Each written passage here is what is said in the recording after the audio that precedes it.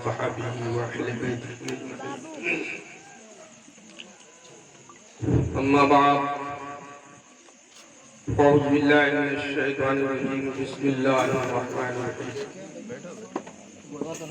إن الله مع الصابرين. صدق الله العلي العظيم وبلغنا رسوله الكريم. نحن لمن الشاهدين والشاكرين والحمد لله رب العالمين. آئیے سب سے پہلے ہم اور آپ سب مل کر پوری کائنات کے مالک و مختار حسنین کریمین کے نانا جان جناب احمدی مصطفیٰ محمد مصطفیٰ صلی اللہ تعالی علیہ وسلم کے دربار پرانوار میں جھوم کر محبت کے ساتھ درود پاک پیش کریں. اللہم صلی علی سیدنا و مولانا محمد وسلم. صلاۃ و سلام علیک یا رسول اللہ علیہ.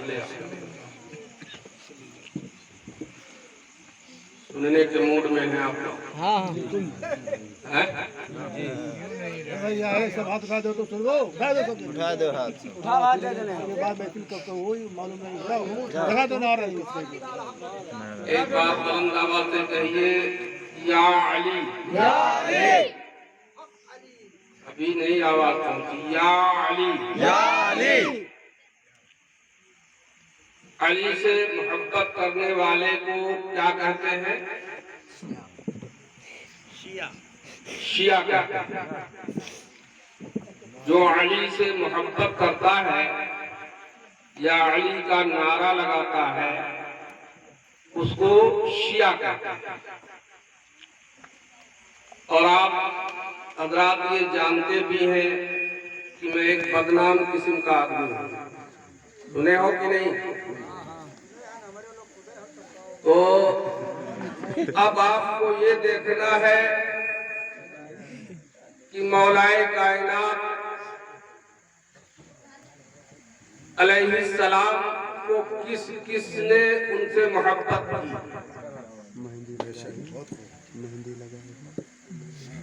حضور نبی کریم صلی اللہ تعالی علیہ وسلم ارشاد فرماتے ہیں ایک جنگ کے موقع پر جب 2 دن جنگ ہوئی اور کامیابی نہیں ملی تو تیسرے دن میرے آقا نے ارشاد فرمایا کہ آج علم اس شخص کو دیں گے جو اللہ اور اس کے رسول سے محبت کرتا ہے اور اللہ اور اس کا رسول اس شخص سے محبت کرتا ہے. گویا علی سے تو اللہ اور اس کا رسول بھی علی سے محبت کرتا ہے. تو سب سے پہلا شیعہ تو اللہ ہوا اور دوسرا شیعہ رسول اللہ ہوا. یہ نبی کریم صلی اللہ علیہ وسلم کی حدیث پاک ہے کہ علی سے محبت کرنے والے کو شیعہ کہتے ہیں. اور میرے آقا مولا تاجدار مدینہ سرور قلب و سینہ جناب احمد مصطفیٰ محمد مصطفیٰ صلی اللہ تعالی علیہ وسلم ارشاد فرماتے ہیں الذکر علی عبادہ، یعنی علی کا ذکر ہی عبادت ہے. علی کا ذکر کرنا عبادت ہے. آپ سرے شام سے بیٹھ کر کے علی کا ذکر سن رہے ہیں گویا یہ اب تک عبادت کر رہے ہیں. اسی کو عبادت کہتے ہیں. تو آپ کسی کے کہنے پر کسی کے بکنے پر علی کی محبت اور اہل بیت کی محبت کو اپنے دل و دماغ سے مت نکالنا. کامیابی اگر ہے تو صرف اہل بیت کی محبت. اور جہاں اہل بیت ہے وہیں اسلام ہے. جہاں اہل بیت ہے وہیں پر دین ہے. میں اپنی طرف سے نہیں کہتا. خواجہ خواجگاہ ہند الولی حضور سیدنا معین الدین چشتی اجمیری سنجری عطائے رسول ارشاد فرماتے ہیں کہ شاہ است حسین بادشاہ است حسین دین است حسین دین پناہ است حسین سردار نادار دست در دست یزید حقات بنائے لا الہ است حسین جس کو تم کلمہ کہتے ہو وہ سراپا کلمے کا وجود ہی حسین ہے اور جب تک کہ تمہارے کلمے میں حسین کی تصور نہ آ جائے تمہارا کلمہ باطل ہے اور جب تمہارا کلمہ ہی باطل ہے تو تمہارا نماز تمہارا روزہ تمہاری زکات تمہارا حج تمہارا جہاد سب باطل ہو اب میں بھی چاہتا ہوں کہ دو تین شعر آپ کو سنا دے سن لیجیے جلے علی سے تو سمجھو نبی سے چلتے بے شک آپ پیچھے ہو گئے اور آگے آئیے یہ حدیث پاک ہے نبی کریم صلی اللہ تعالی علیہ وسلم ارشاد فرماتے ہیں دم کا دمی لحم کا لحمی قلب کا قلبی نفس کا نفسی روح کا روحی علی تمہارا خون ہمارا خون اب یہاں پر ایک باریک نقطہ میں آپ کو دینا چاہتا ہوں میرے نبی فرماتے ہیں علی تمہارا خون ہمارا خون ہے یہ نہیں فرمایا کہ ہمارا خون تمہارا خون عریضہ یہ ایک نقطہ ہے اور میں آپ کے یہ بچے بیٹھے ہیں نوجوان ہیں ہم لوگوں کا تو ٹائم خاص ہو گیا ابھی نوجوانوں کو بتانا ضروری ہے نبی کریم صلی اللہ علیہ وسلم ارشاد فرماتے ہیں علی تمہارا خون ہمارا خون تمہارا گوشت ہمارا گوشت ہے تمہارا دل ہمارا دل ہے تمہارا جسم ہمارا جسم ہے تمہاری روح ہماری روح ہے یہ نہیں کہا کہ ہماری روح تمہاری روح ہے تو شاید کہتا ہے اپنی جلے علی سے تو سمجھو نبی سے جلتے ہیں جلے علی سے تو سمجھو نبی سے جلتے ہیں اور کبھی جلے گا کوئی کبھی جلے گا کوئی یہ ابھی سے جلتے ہیں کبھی جلے گا کوئی یہ ابھی سے جلتے ہیں اور یہ کیسے عامل قرآن ہے یہ خدا یہ کیسے عامل قرآن ہے یہ خدا جانے ہے فرض جس کی محبت ہے فرض جس کی محبت اسی سے جلتے ہیں ہے فرض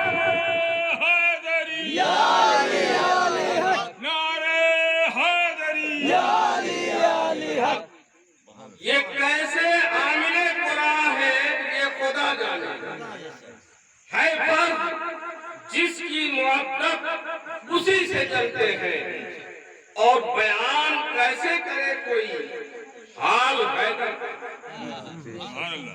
بیان کیسے کرے کوئی حال حیدر کا ہے نیاز بیان جب کمال حیدر کا اور خدائے پاک نے اعلان کر دیا اشرف یہ اشرفی میاں کا شعر ہے چوچا شعر یہ بھی نہ کہنا کہ کوئی یہ شیعہ کا شعر پڑھ رہا ہے اشرفی میاں کہ چوچا شریف کے علامہ اشرفی میاں انہی کا شعر ہے یہ وہ لکھتے ہیں خدائے پاک نے اعلان کر دیا اشرف خدائے پاک نے اعلان کر دیا اشرف ہے نفس شاہ امم ہے نفس شاہ امم آل بال حیدر کا ہے نفس شاہ امم بال بال حیدر کا اور علم اور تعزیے کے نام سے تکلیف ہوتی ہے علم اور تعزیے کے نام سے تکلیف ہوتی ہے، بنام اہل بیت ہر کام سے تکلیف ہوتی ہے، بنام اہل بیت ہر کام سے تکلیف ہوتی ہے، اور منافق کی پرکھی ہوئی پہچان ہے۔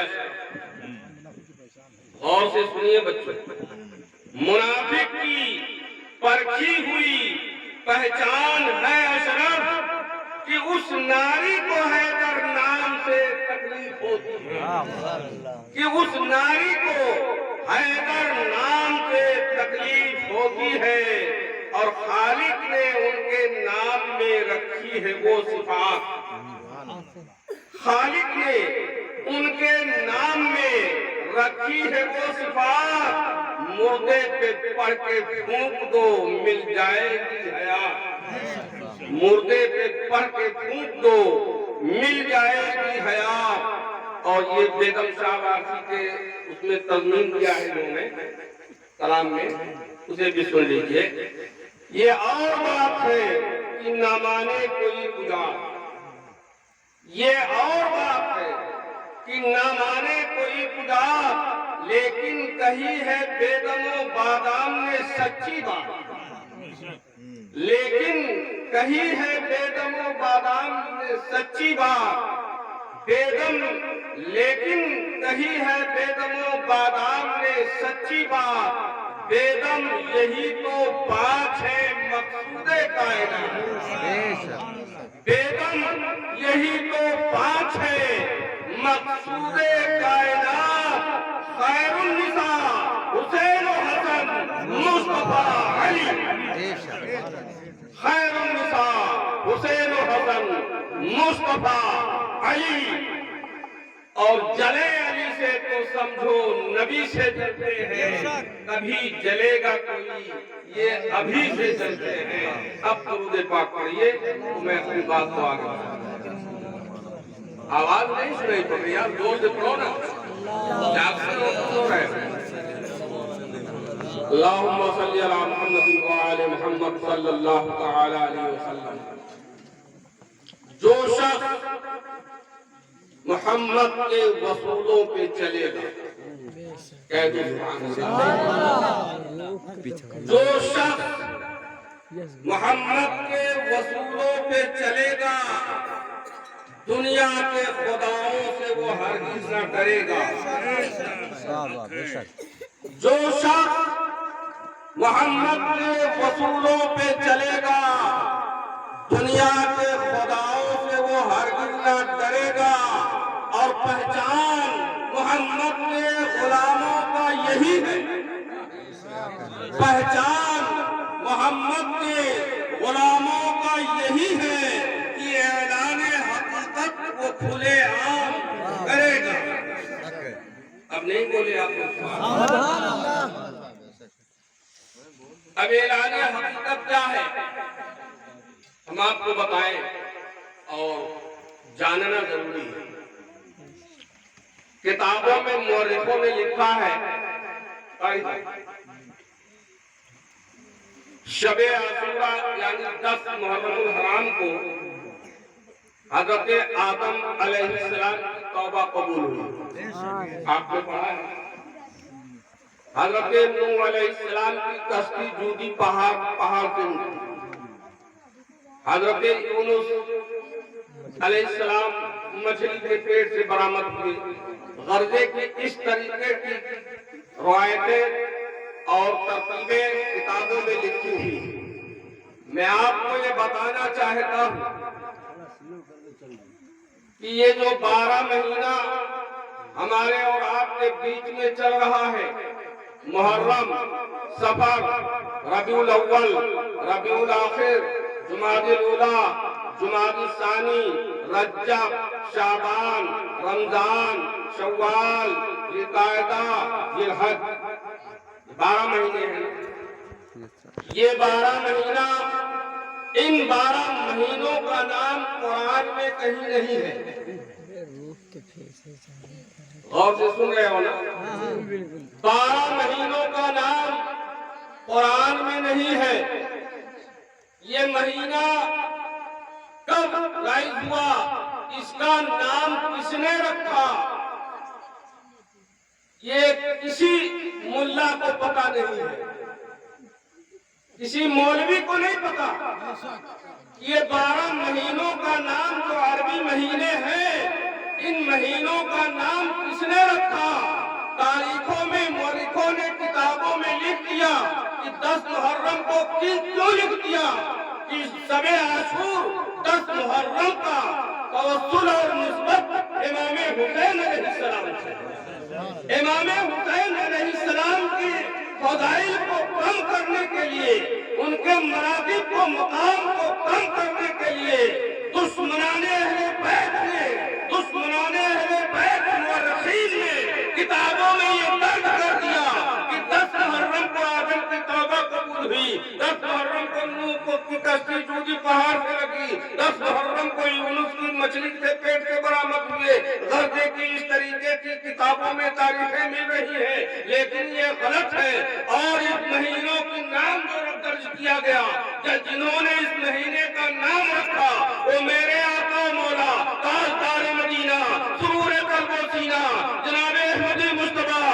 محمد مصطفیٰ صلی اللہ علیہ وسلم کے 8ویں گھر، جن کا نام قصہ ہے یا قصی، جناب قصی، جناب قصی نے ان مہینوں کا نام رکھا۔ تو جب اس سے پہلے یہ مہینہ تھا ہی نہیں تو 10 محرم کو آدم علیہ السلام کی توبہ کیسے قبول؟ کبھی کسی نے بتایا آپ کو؟ نہیں بتایا، پتا ہی نہیں ہے۔ خالی ہمیں اور آپ کو گمراہ کرنے کے لیے کتابوں میں مورخوں نے لکھ دیا اور ہمارے علماء کرام نے اسی پر عمل کر لیا اور یہی فضائل بیان کرنے لگے۔ ایسا نہیں ہے۔ ہمارے حضور نبی کریم صلی اللہ تعالی علیہ وسلم کے 8ویں دادا، انہوں نے جن کا نام قصی ہے، انہوں نے ان 12 مہینوں کا نام رکھا۔ وہاں سے یہ مہینہ شروع ہوا۔ تو جب یونس علیہ السلام یا نوح علیہ السلام یا شیش علیہ السلام، یعقوب علیہ السلام، آدم علیہ السلام کے زمانے میں یہ مہینہ تھا ہی نہیں تو پھر ان مہینوں کی تاریخوں کو کیسے نقل کر دیا؟ کم سے کم دل اور دماغ سے لوگوں کو سوچنا چاہیے۔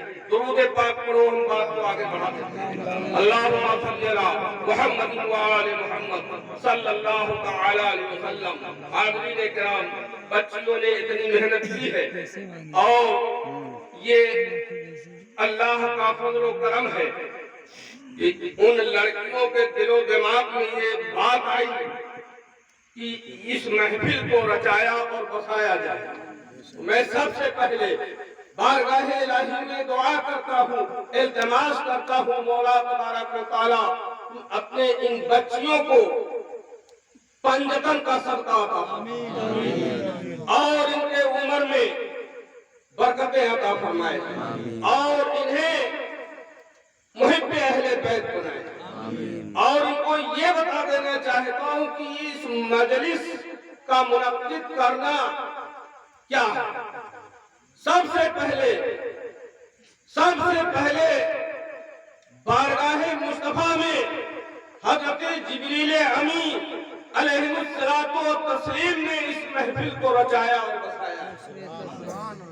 امام حسین علیہ جدہ علیہ السلام کے ذکر کو، اس ذکر کی مجلس کو حضرت جبریل امی بارگاہ رسول میں لاتے ہیں اور مصطفیٰ جان رحمت صلی اللہ تعالی علیہ وسلم کی بارگاہ میں حسین کی شہادت کا ذکر کرتے ہیں۔ قربان جائیے، پتہ یہ چلا کہ سب سے پہلی مجلس سجانے والے حضرت جبریل امی علیہ السلام ہیں، گویا حضرت جبریل کی یہ سنت ہے۔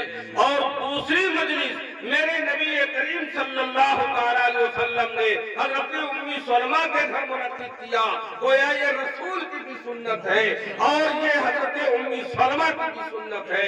غرضے کہ میں اگر اس کو بیان کرتا چلوں تو یہ دوسرے ٹاپک کی طرف بیان جائے گا، میں اس طرف جانا نہیں چاہتا، صرف آپ کو یہ بتانا چاہتا ہوں کہ یہ مجلسیں کیسے کیسے منعقد ہوتی ہوئی آپ تک پہنچی ہے۔ اب ہمارا یہ کام ہے کہ جب جب تک اللہ تبارک و تعالیٰ ہمیں اور آپ کو زندگی بخشے، ہم اور اپنی زندگی میں ان مجلسوں کو منعقد کرتے رہیں اور محبان اہل بیت کے تذکرے سنتے اور سناتے رہیں اور اپنے اہل و اقارب کو بتاتے رہیں کہ یہ ایسی مجلس ہے، یہ ایسی پاک مجلس ہے کہ اسی مجلس کے صدقے و توسل میں حضرت آدم علیہ السلام کی توبہ قبول ہوئی۔ آپ آدم علیہ السلام کی توبہ کیسے قبول ہوئی؟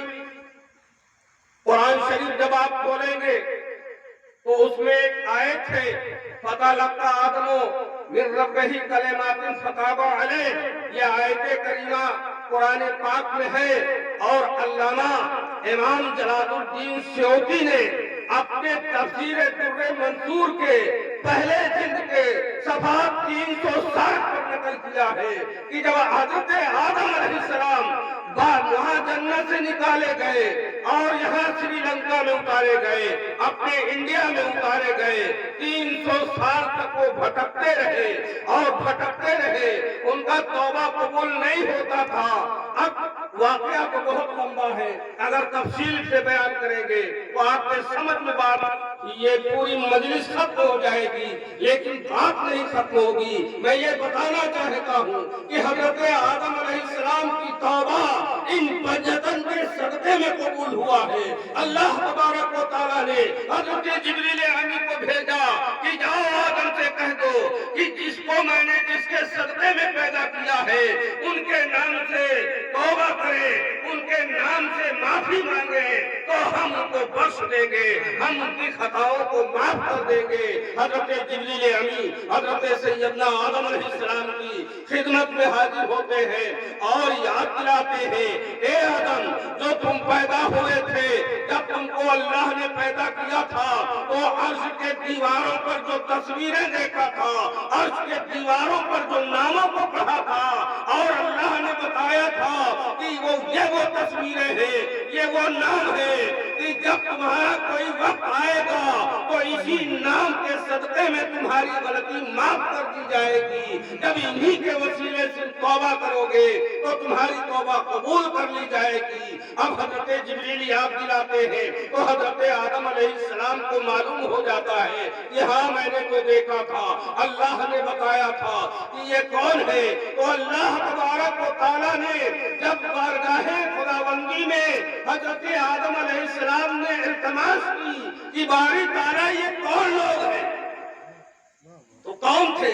وہی 5 تن، وہی 5 تن تھے، محمد، علی، فاطمہ، حسن اور حسین۔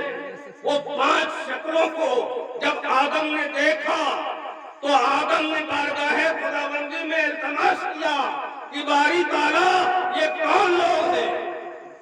تو اللہ تبارک و تعالیٰ نے کہا میں محمود ہوں، یہ محمد، میں محمود ہوں اور میرے فعال میں یہ محمد ہے، میں فاطر السماوات والارض ہوں، یہ فاطمہ ہے، میں علی العظیم ہوں، یہ علی ہے، میں محسن ہوں، یہ حسن ہے، میں احسان ہوں، یہ حسین ہے۔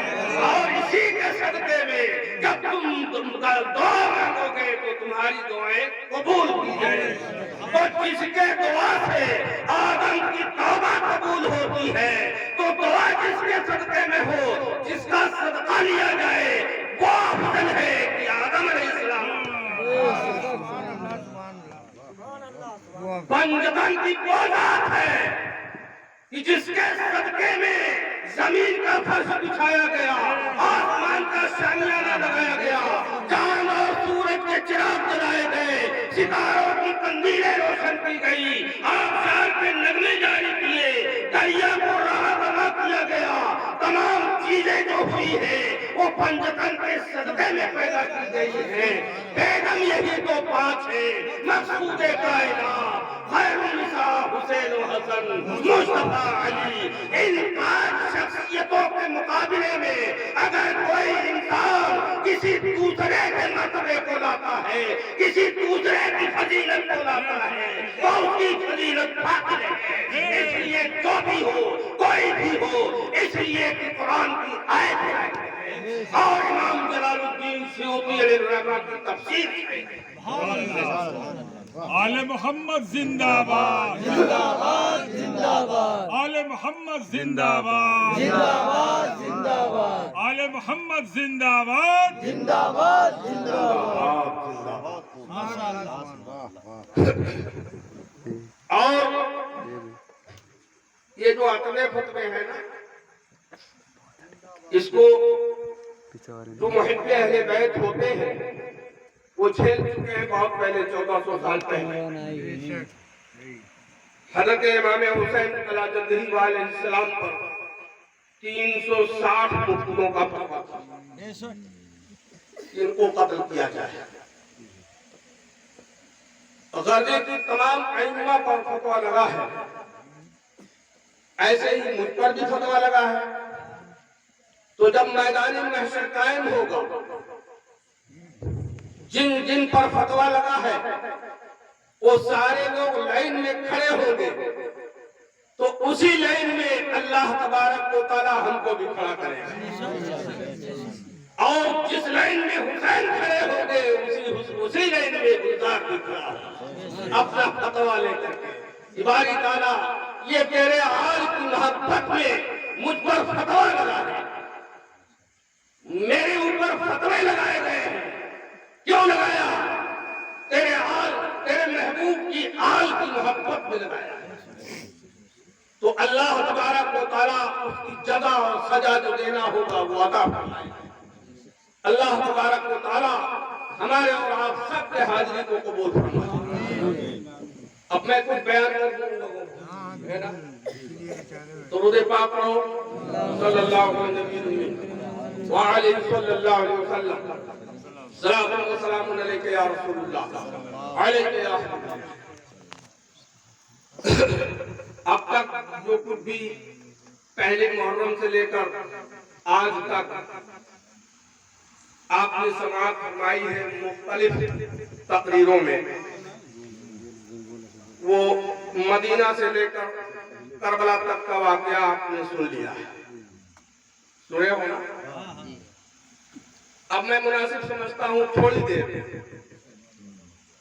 کربلا سے لے کر مدینہ تک کا واقعہ آپ کو سنا، سنیں گے؟ کہو یا علی، یا علی المدد۔ المدد۔ کیوں علی کا نعرہ لگوایا جاتا ہے؟ ہمارے جماعت کے ایک بہت بڑے عالم دین جن کا نام علامہ مولانا بدر الدین امجدی ہے، نام سنے ہو؟ ہم لوگوں نے نہیں سنا۔ جو مکتب میں کتابیں پڑھائی جاتی ہیں پہلی شروع سے، جس کا نام ہے تعمیر ادب، نام سنے ہو کہ نہیں؟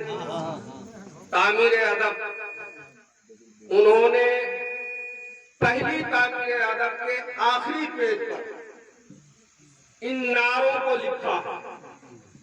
سب سے پہلے انہوں نے لکھا نعرے تکبیر، اب اس کا جواب دیجئے۔ اللہ اکبر، نعرے تکبیر، اللہ اکبر، اور دوسری بار لکھا نعرے رسالت، یا رسول اللہ، اور تیسرا نعرہ لکھا نعرے حیدری۔ یا علی، یہ اہل سنت والجماعت کے عالم دین ہیں جن کی لکھی ہوئی کتاب پوری بھارت میں ہر مکتب میں پڑھایا جاتا ہے، اور پہلے ہی حصے میں ہے جس میں الف ب ت سے لکھا ہوا ہے۔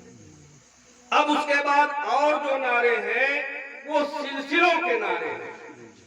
اب جو جس سلسلے سے منسلک ہو وہ اپنے سلسلے کا نعرہ لگائے، اس پر کوئی اعتراض نہیں، سلسلہ سے منتقل ہے، نسبت ہے اس کا، تو اپنے اپنے سلسلوں کا نعرہ لگاؤ، لیکن خاص نعرہ جو ہے وہ یہی تین نعرہ ہے: نعرے تکبیر، نعرے رسالت اور نعرے حیدری۔ اب جو نعرے حیدری سے چڑھتا ہے تو وہ اپنی قسمت سے چڑھ رہا ہے، اپنی تقدیر سے چڑھ رہا ہے، اپنے شجرے سے چڑھ رہا ہے۔ میں کچھ چند باتیں आप दरूद पाक पढ़ो, घूम जाता है बात। दरूद पाक पढ़ो बड़ा अंदाज से, यहाँ तक सुनाई पड़े सल्लल्लाहु अलैहि वसल्लम सलातो व सलाम अलैका या रसूलल्लाह अलैका या हबीबल्लाह। क्योंकि ये मसाइल का मैटर है, अनुमान लेकर चलो। हाँ वही तो चलते रहोगे तो उसमें कहना नहीं चला जाएगा। वाक़यात करबला आपने सुना बाबा और मैं सुना रहा था। ये लुटा पुटा काफिला यजीदियों ने हजरत इमाम ज़ैनुल आबिदीन के हाथों में हथकड़ी और बेड़ी और आपकी बीवियों को, बच्चियों को नंगे ऊंट के पुष्ट पर सवार करें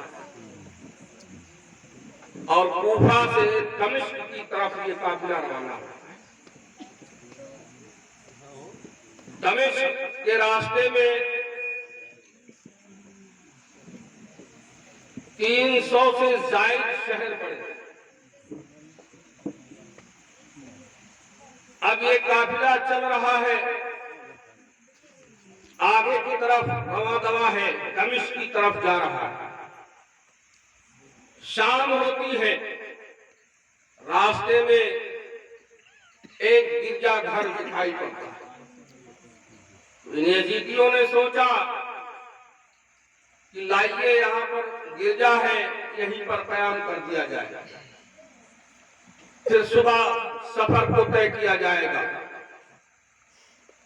गिरजा की दीवार से लगाकर वो नेजा जिस नेजे पर हजरत इमाम हुसैन अलैहि वालैहिस्सलाम का सर मुबारक था, उस नेजे को उस दीवार से लगाया, खड़ा किया और दीवार से लगना था कि इसी दीवार से एक हाथ नमूदार होता है और उस हाथ में एक कलम दिखाई देता है।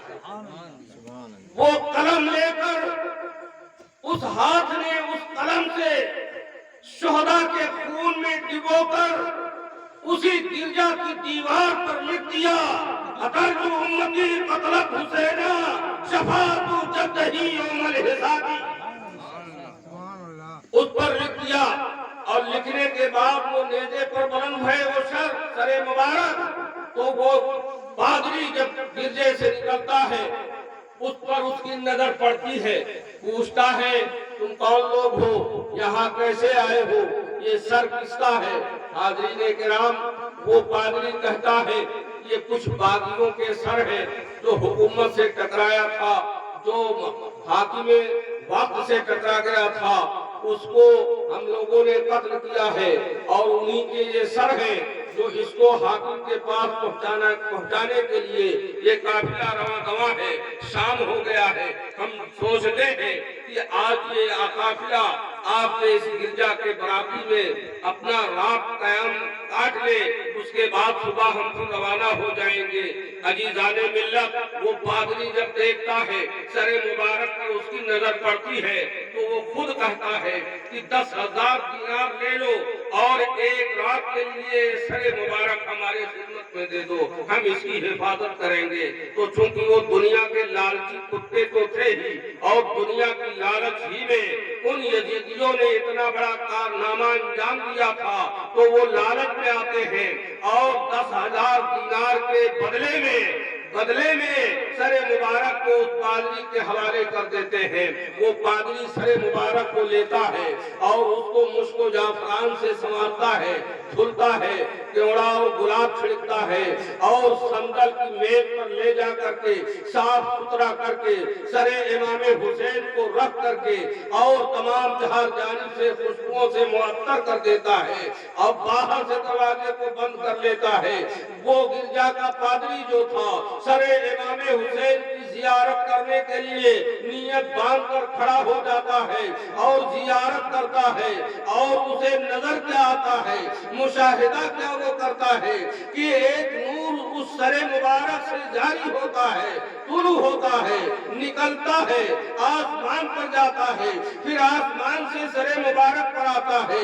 غربے کی پوری رات نور آ بھی رہا تھا، نور جا بھی رہا تھا، نور آ بھی رہا تھا، نور جا بھی رہا تھا۔ وہ پادری دیکھتا رہا، پادری دیکھتے دیکھتے جب صبح کی سفیدی نمودار ہو جاتی ہے تو قربان جائیے وہ باہر نکل کر ان یزیدیوں سے پوچھتا ہے، پادری بتاؤ یہ کس کا سر ہے، بتاؤ یہ کس کا سر ہے، بتاؤ یہ کس کے سر کو تم نے کاٹا ہے؟ اس نے کہا کہ یہ حسین کا سر ہے۔ کون حسین؟ کہا حسین ابن علی۔ اس پادری نے کہا وہی علی جو رسول اللہ کے داماد ہے۔ کہا ہاں ہاں وہی علی۔ کہا تم جیسے شیطانوں پر، تم جیسے یزیدیوں پر کہ ابھی 50 سال بھی نہیں گزرے ہیں تمہارے نبی کو پردہ کیے ہوئے، ابھی ایک بھی جو ہے نسل نہیں ختم ہوئی ہے، اور آج ہی تم نے اپنے نبی کے بیٹے کو قتل کر دیا ہے، اپنے نبی کے نواسے کو قتل کر دیا ہے۔ سر مبارک کو باہر لاتا ہے وہ پادری اور سامنے رکھ کر کے اور آواز دیتا ہے، یا حسین تمہارے سر کو گواہ بنا کر کے ہم تمہارے نانا کا دین قبول کرتے ہیں۔ اور وہ پڑھ لیتا ہے، اشہد ان لا الہ الا اللہ واشہد ان محمدًا عبدہ ورسولہ، کلمہ پڑھ کر کے مشرف کا اسلام۔ صبح رات میں ٹھہرتے وقت ان یزیدیوں نے جو خیمہ حسینی سے لوٹا ہوا اونٹ تھا، اس اونٹ کو کاٹا، ذبح کیا اور اس کا گوشت بنایا، اور جب کھانے کے لیے سارے یزیدی بیٹھ گئے تو وہ گوشت خون میں تبدیل ہو گیا، انہیں نصیب نہیں ہوا۔ اب جب وہ چلنے کا وقت ہوا تو یزیدیوں نے اس پادری سے پوچھا، یہ بتاؤ اس دیوار پہ یہ شعر کس نے لکھا؟ تو اس پادری نے کہا کہ یہ قدرتی طور پر اس دیوار سے ایک ہاتھ گزار ہوا اور یہ شعر لکھا گیا۔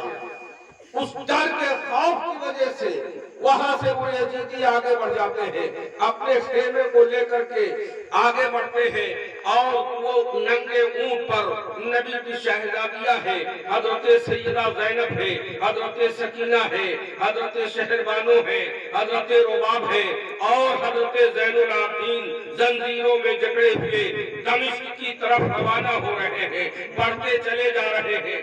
آگے جاتے ہوئے ایک دوسری شب آتی ہے، دوسری رات ہو جاتی ہے، پھر دوسرا گرجا گھر ملتا ہے، اور جب وہ گرجا گھر دکھائی پڑتا ہے یزیدیوں نے سوچا کہ آج پھر یہاں قیام کیا جائے، اس گرجے کے پاس رات کو کاٹ لیا جائے، پھر صبح سے جو ہے سفر کریں گے۔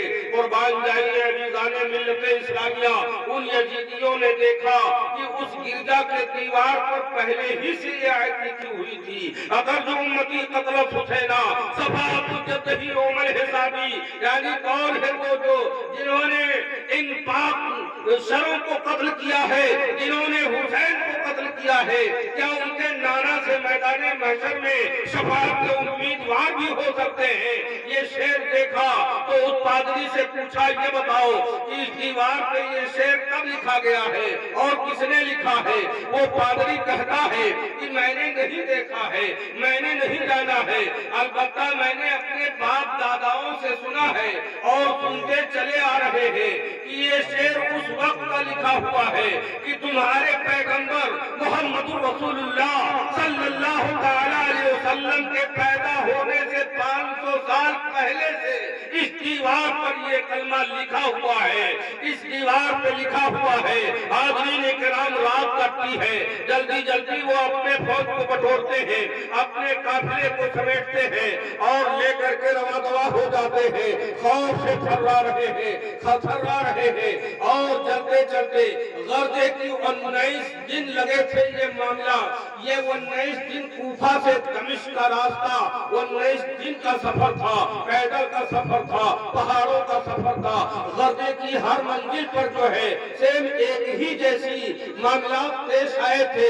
हर मामलात को बयान करना जरूरी नहीं है, सिर्फ बताना मकसद ये है कि ये लुटा पुटा काफिला दमिश्क के करीब जब पहुंच जाता है तो मैदान में इस काफिले को रोक दिया जाता है और ऐलान कर दिया जाता है दमिश्क के शहर में अतराफ में कि एक बागियों का लुटा पुटा काफिला आया है, जिसको देखना हो तमाशा आके देख ले।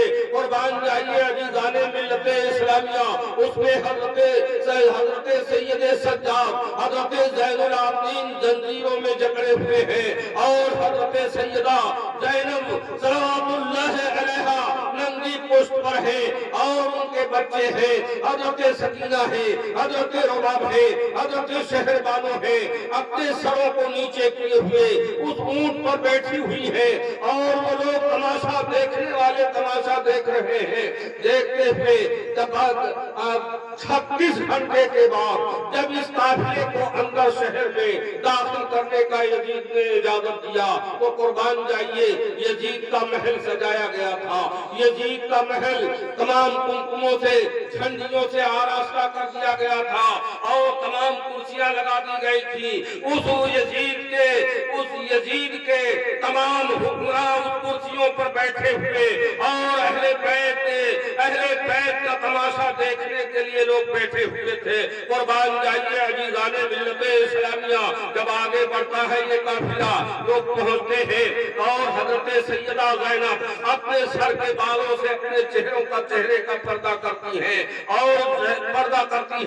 और काफिले की तरफ रवाना होती है। गर्दे की ये काफिला आगे बढ़ते हुए जब यजीद के महल के करीब पहुंच जाता है तो जहां जिस जगह पर कैदी खड़े होते थे वहीं पर इन कैदी समझ करके इन लुटे पुटे काफिले को और अहले बैत के खानवादे को उस जगह पर खड़ा करता है यजीद जहां पर कैदियों को खड़ा कर दिया जाता था। कुर्बान जाइए जब खड़े कर देता है उसके बाद सरे इमाम हुसैन को यजीद अपने जो है अपने उस मुकाम पर बुलाता है जहां उसका मंच लगा हुआ था, जहां उसका स्टेज बना हुआ था, अपने तख्त पर बुलाता है, सामने मेज रखता है और उसी पर हजरत इमाम हुसैन अला जद्दही अलैहिस्सलाम के सरे मुबारक को रखता है और छड़ी से आपके दंदाने मुबारक पर गुस्ताखी करना शुरू कर देता है और बोलता है अपनी ज़बान से कि हुसैन ये वही मुंह है, ये वही दंदान है जिससे तुमने इतनी बड़ी गलती की है कि तुमने बैअत न करके इनकार किया था। इसी ज़बान से तुमने बोला था, ये गुस्ताखी कर ही रहा था। इतने में एक सहाबी रसूल जिनका नाम हज़रत ज़ैद बिन अरक़म रज़ियल्लाहु तआला अन्हु है सामने बैठे हुए थे। उन्होंने डांट कर कहा, नादान अपने चेहरे से छड़ी को हटा ले, मेरे सामने गुस्ताखी न कर। खुदा मैंने अपनी आंखों से और देखा है इसी दंदाने मुबारक को नबी करीम सल्लल्लाहु अलैहि वसल्लम को बोसा देते हुए देखा है, इसी चेहरे को छूमते हुए देखा है। दंदाने मुबारक से छड़ी को हटा ले। यजीद बोलता है, अगर काश तू ज़ईफ ना होगा, अगर काश तू कमजोर ना होगा तो मैं अभी तुझे कत्ल करवा देता। हज़रत ज़ैद बिन अरक़म रज़ियल्लाहु तआला अन्हु अर्ज़ करते इजाज़त फरमाते हैं, यजीद तुमने मेरी ज़ईफी पर तुम्हें ख्याल आया और हुसैन के उस मुक़द्दस ज़ात पर तुझे कोई ख्याल नहीं आया। तू मुझे माफ करवाना चाहता है, तुझे बख्श देना चाहता है। गर्दे की वहां से यजीद ने हज़रत ज़ैद बिन अरक़म रज़ियल्लाहु तआला अन्हु को बाहर निकलवा देता है। गर्दे की वह मामला तय हो जाता है। थोड़ी देर के बाद यजीद का हुक्मनामा आता है कि इनको जेल खाने में कैद कर दिया जाए। कुर्बान जाइए अज़ीज़ाने मिल्लते इस्लामिया, वो कैद खाना ऐसा था कि जमीन के तहखाने में था जहां रोशनी का कोई नामो निशान नहीं, जहां ना हवा पहुंचती ना रोशनी पहुंचती। उस तहखाने में यजीद ने वहां पर नबी के खानवादों को, नबी के बीवियों को, नबी के बच्चों को उस तहखाने के अंदर कैद कर दिया। कैद करके उसी में कैद है।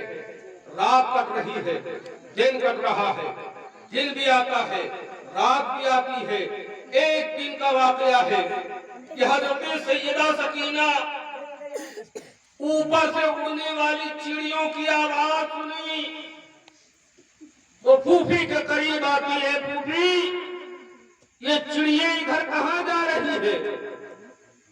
حضرت سیدہ زینب نے جواب دیا، بیٹی یہ چڑیا شام ہو رہا ہے، اپنے اپنے گھونسلے میں جا رہی ہے۔ پھوپھی کیا ہمیں بھی اپنے گھر کبھی نصیب ہوگا؟ ہم لوگ اپنے گھروں پر کب پہنچیں گے؟ ہم لوگ اپنے گھر کب جائیں گے؟ حضرت سیدہ زینب ان بچی کو سنبھال رہی تھی، سمجھا رہی تھی، اور اسی تہخانے میں باتیں ہو رہی تھی، اور چھوٹے چھوٹے بچے تھے، آپس میں سب رو رہے تھے، کوئی پانی مانگ رہا تھا، کوئی العطش العطش کی ذکر کر رہا تھا، کوئی جب میاں کہہ کر کے پکار رہا تھا، کوئی پانی طلب کر رہا تھا، کوئی دانا طلب کر رہا تھا۔ ایک شخص جس کا نام مرتضیٰ تھا، سید مرتضیٰ، اسی جیل کے کنارے سے، تہخانے کے کنارے سے راستہ تھا، وہ راستہ پکڑے ہوئے جا رہا تھا، لیکن جب اس دردیلی آواز کو اس کے کان میں پہنچی تو وہ سامنے دیوار کے کان لگا کے ان کی باتوں کو سننے لگا، اور وہ سنتے سنتے جب یہ درد بھری آواز کو سنا تو وہیں پر لوٹ کر کے اپنے گھر گیا اور اپنے بیوی سے بتایا کہ بیوی دیکھو میں نے دیکھ کر آ رہا ہوں کہ اس قید خانے میں کوئی بہت معصومین لوگ قید ہیں، کوئی بہت دور سے آئے ہوئے ہیں، بہت پریشان ہیں، بھوکے اور پیاسے ہیں، تو ایک کام ایسا کرو کہ جو نظر امام حسین لوگوں کو غریبوں کو بنا کر کھلاتی ہو، جو نظر امام حسین تقسیم کرتی ہو، تو آج ایسا کرو اس حصے کو بناؤ، اس کھانے کو بناؤ، لنگر کو چڑھاؤ اور وہ کھانا لے جا کر کے جیل کھانے میں ان بچوں کو کھلاؤ۔ قربان جائیے عزیزان ملت اسلامیہ، وہ مومنہ عورت تھی، وہ خاتون تھی، اس نے جب بات کو سنا تو اس نے دیگ کو چڑھا دیا، کھانے کو تیار کیا، کھانا لیا، پانی لیا، دسترخوان سر پہ رکھا اور لے جا کر کے جیل خانے کے اندر جیسے ہی پہلا قدم رکھا تو قربان جائیے ایک خاتون ضعیف بیٹھی ہوئی ہے اور بیٹھ کر کے ایک چھوٹی سی بچی کو اپنے گود میں لیے ہوئے اسے پہلا دے رہی ہے، بہلا رہی ہے، پھسلا رہی ہے۔ وہ بیٹی یہ خاتون لے جا کے دسترخوان حضرت سیدہ زینب کے سامنے رکھ دیتی ہے۔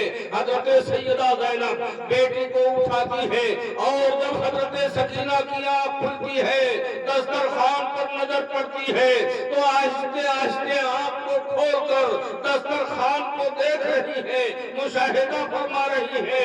اس خاتون کی نظر حضرت سکینہ کی آنکھوں پہ پڑ جاتی ہے، وہ خاتون کہتی ہے بیٹے سکینہ تم رنجیدہ مت ہو، تمہارے ہی لیے ہم کھانا اور پانی لے کر کے آئے ہیں، اٹھو اور شکم ہو کر کے کھا لو۔ قربان جائیے عزیزان ملت اسلامیہ، تمام خانوادہ رسول کے لوگ اٹھتے ہیں، بیٹھتے ہیں۔ حضرت سیدہ زینب فرماتی ہے کہ اے خاتون یہ کھانا یہاں مت رکھنا، اس کھانے کو واپس لے جاؤ، ہم نبوت کے گھر کے ہیں، ہم خانوادہ نبی ہیں، ہمارے اوپر صدقہ حرام ہے، ہم صدقہ نہیں کھاتے۔ قربان جائیے اس خاتون نے کہا بیوی یہ صدقہ نہیں ہے، یہ تو امام حسین کا نذر ہے، یہ امام حسین علیہ السلام کا نذر لے کر کے میں آئی ہوں، اسے آپ کھا لیجئے، اپنے بچوں کو کھلا دیجئے۔ حضرت سیدہ زینب فرماتی ہے کہ یہ بتاؤ امام حسین کو تم کیسے جانتی ہو؟ وہ خاتون کہتی ہے کہ بیوی تم نے نہیں جانا ہے، میں تو مر چکی تھی، میں ایک دم ختم ہو چکی تھی، میرا اس دنیا سے زندگی ختم ہو چکا تھا، لیکن یہ حسین کا صدقہ ہے کہ ان کے صدقے میں مجھے زندگی ملی ہے۔ کیسے زندگی ملی ہے کہ میں بہت زیادہ بیمار ہو گئی تھی، بچنے کے قابل نہیں تھی، طبیبوں نے مجھے جواب دے دیا تھا، طبیبوں نے مجھے جواب دے دیا تھا کہ اب ان کو گھر لے جاؤ اور ان کی زندگی ختم ہو چکی ہے۔ اور جب مایوس ہو کر میرے بابا مجھے لے کر گھر آئے تو ان کے دماغ میں آیا کہ سید المرسلین خاتم النبیین جناب احمد مصطفیٰ محمد مصطفیٰ صلی اللہ تعالی علیہ وسلم کی बारगाह में ले चले, उनकी खिदमत में ले चले, उनसे दुआ करवा ले। मेरा बाबा उठाया, मुझे गोद में लिया और ले जा करके रहमतुल लिल आलमीन के दहलीज पर रख दिया और कहा, या रसूलुल्लाह, इस बच्ची के लिए दुआए जिंदगी के लिए दुआ कर दीजिए, कुर्बान जाइए। वो आदमी कह ही रहा था, इतने में मकान के अंदर से, दरवाजे के बाहर अंदर से एक बच्चा नमूदार होता है, छोटा सा बच्चा है जिसका नाम हुसैन है। हुसैन आते हैं, नबी करीम सल्लल्लाहु अलैहि वसल्लम हुसैन से कहते हैं, बेटा हुसैन, इस बच्ची को जिंदगी की दुआ कर दीजिए। तो उस बच्चे ने मेरे लिए दुआ कर दिया था, उससे मैं जिंदा हूँ अब तक, और जब तक मेरी जिंदगी रहेगी जिंदा रहूंगा। और उन्हीं का देन है कि उन्हीं के सदके में मुझे जिंदगी मिली है।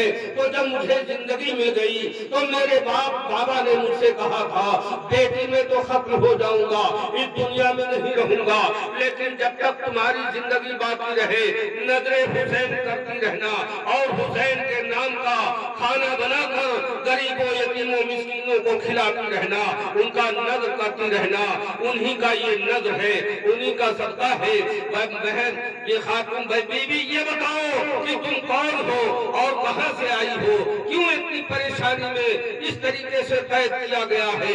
हज़रत सैयदा ज़ैनब ने अपने सीने पे हाथ रखा और कहा, खातून दे, वो नेज़े पर जो सर है वो हुसैन इब्ने अली, मेरे भाई सैयदे सदब शबाब अहल जन्नह का सर है। तो नेज़े पे देख रही है और ये उनके बेटे हैं, तो सैयदे सज्जाद है, हम उनकी बहन सैयदा ज़ैनब है और ये उनकी बेटी सकीना है। कुर्बान जाइए, वो खातून इतना सुनना था और कश खाकर गिरती है, बेहोश हो जाती है, उसकी भी रूह अहले बैत की मोहब्बत में परवाज़ कर जाती है। इन्ना लिल्लाहि व इन्ना इलैहि राजिऊन। गज़े की अजीज़ाने मिल्लत इस्लामिया 36 घंटों 36 दिनों के बाद जब वो मामला, जब उन कैदियों को बाहर निकाला जाता है तो पूरा जिस्म पीला पड़ गया, एकदम हड्डी हड्डी रह गया, गोश्त का कहीं नामो निशान नहीं, सिर्फ सांस चल रही थी।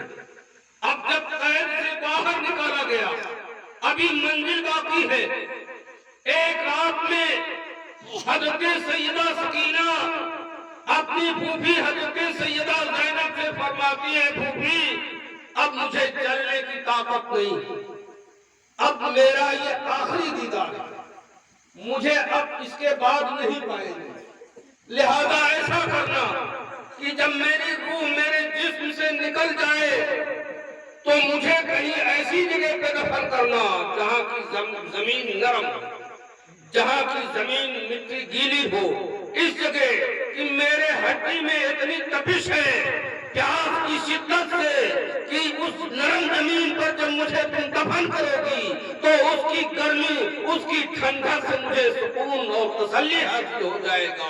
कुर्बान जाइए अज़ीज़ाने मिल्लत इस्लामिया, वो रात बीतती ही है कि हज़रत सैयदा सकीना की इंतकाल हो जाता है, आपके जिस्म से रूह परवाज़ कर जाती है।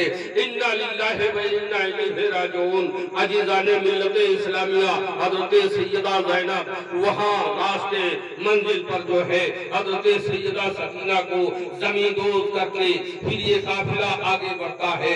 आगे बढ़ते हुए जब दमिश्क के करीब पहुंच जाता है, दमिश्क में यजीद के यहाँ पहुंच जाता है तो ये खबर मिलती है यजीद को, लोगों को पता चल जाता है।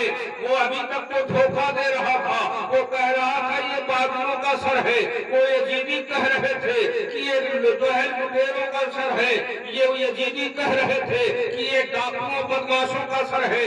लेकिन आहिस्ते आहिस्ते जब ये मामला जाहिर होने लगा कि ये नबी के खानवादे हैं, ये नबी के नवासे हैं, ये नबी के घर की लाडली बेटियां हैं, लिहाजा जब लोगों को पता चलने लगा तो यजीद को पता चल गया कहीं ऐसा ना हो कि ये मामला उलट जाए और पूरा इलाका हम पर टूट पड़े और भूमि को खत्म कर दे।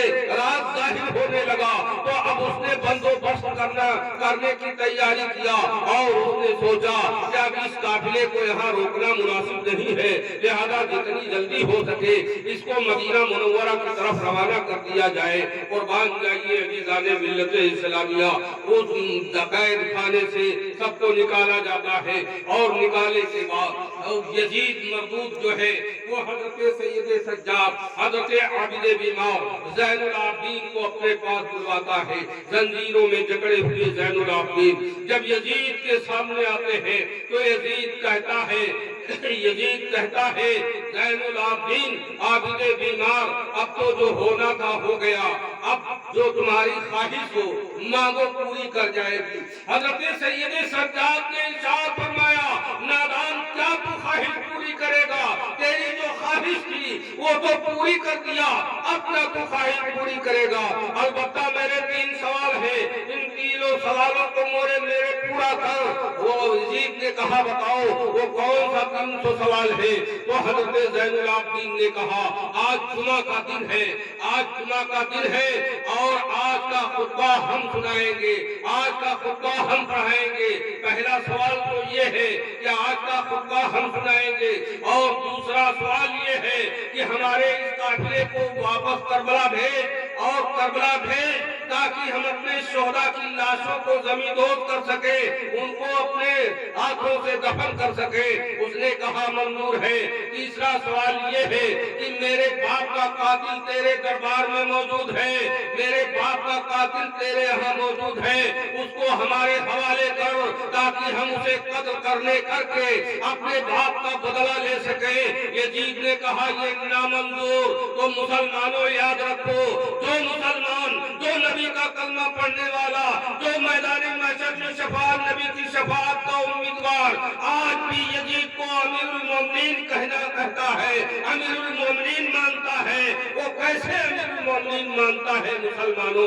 جب اس نے آج لوگ کہتے ہیں اس میں یزید کا ہاتھ نہیں تھا، اس میں یزید کا کارنامہ نہیں تھا، ابن زیاد نے ایسا کیا تھا، لیکن جب امام سجاد نے یزید سے قاتل امام حسین کو طلب کیا تو یزید نے حسین کے قاتل کو حضرت زین العابدین کے حوالے کیوں نہیں کر دیا؟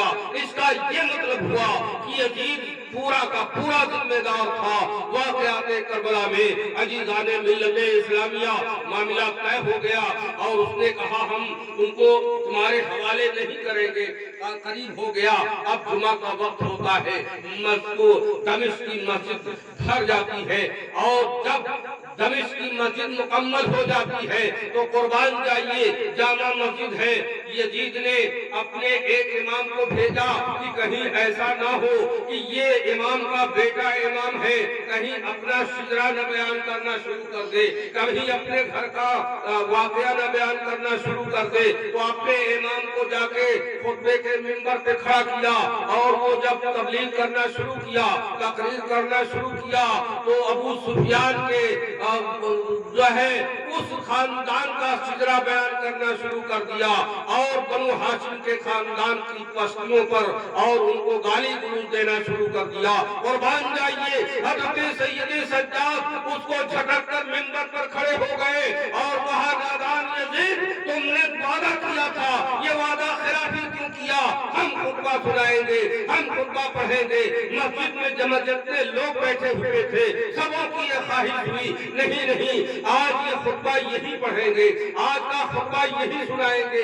غرضے کی وہ مؤذن کھڑا ہوا اذان دینے کے لیے، جب اذان دینے کے لیے کھڑا ہوا اللہ اکبر اللہ اکبر اللہ اکبر اللہ اکبر اشہد ان لا الہ الا اللہ اشہد ان لا الہ الا اللہ اشہد ان محمد رسول اللہ۔ جب مؤذن نے کہا اشہد ان محمد رسول اللہ تو حضرت زین العابدین نے کہا یزید بتا یہ کس کا ڈنکا بج رہا ہے، یہ کس کا کلمہ پڑھا جا رہا ہے، یہ کس کا نام ذکر ہو رہا ہے، یہ کس کا تذکرہ ہو رہا ہے؟ بتا محمد رسول اللہ تیرے نانا ہے کہ میرے نانا ہے؟ بتا یہ محمد رسول اللہ کون ہے؟ ہم ان کی اولاد ہے کہ تو ان کی اولاد ہے؟ یزیدان ملت اسلامیہ ڈانٹ کر کے آپ نے خطبہ سنانا شروع کیا، اور جب اہل بیت اطہار کے مرتبے کو بلند کرنا چاہا، ان کے सुनाना चाहा तो यजीद ने आगे इमाम को बढ़ा दिया, लेकिन इमाम ने झटक कर मुसल्ले इमामत पे खड़ा होकर बता दिया कि फरीद दमिश्क की जामा मस्जिद में जब इमाम का बेटा इमाम हो जाएगा तो किसी बातिल को इमामत करने का हक नहीं है, कोई नादिल इमामत नहीं कर सकता है। इमाम का बेटा इमाम अकेले दमिश्क की जामा मस्जिद में खड़े होकर के और इमामत करके बता दिया कि जहाँ इमाम मौजूद होगा वहाँ गैर इमाम को कभी भी मकबूलियत हासिल नहीं हो सकती है। अजीज़ाने मिल्लत इस्लामिया, इमामत होती है और इमामत करने के बाद ये वाक़यात आगे बढ़ते चले जाते हैं।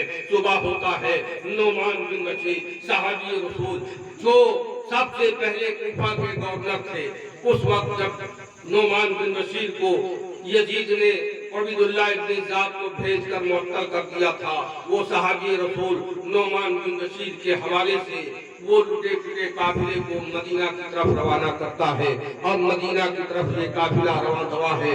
मंजिलें बहुत हैं, 28 मंजिलें रास्ते में पड़ी थी, 3 महीने लगे थे ये रास्ता तय करते हुए।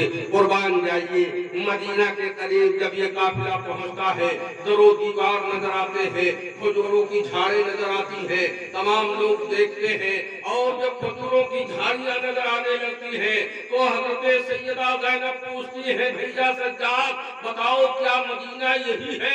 मदीना यही नजर आ रहा है? हजरत सैयदे सज्जाद आवाज देते हैं, बीबी यही मदीना है।